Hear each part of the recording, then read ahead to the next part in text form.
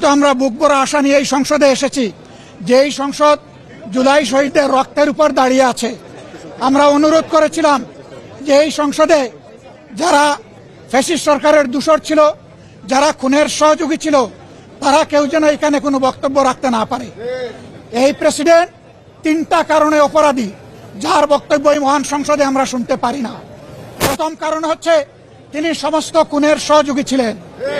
তার আমলে যে খুনগুলো হয়েছে, একটা খুনের বিরুদ্ধেও তিনি শাসক গোষ্ঠীর প্রতিবাদ করেন নাই, সেই খুনে তিনি কোনো ব্যবস্থা গ্রহণ করেন নাই।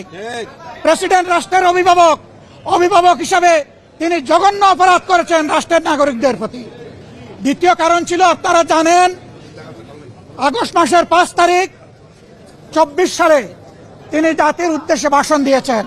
সেই ভাষণে তিনি বলেছিলেন যে তৎকালীন ফ্যাসিস্ট প্রধানমন্ত্রী পদত্যাগ করেছেন,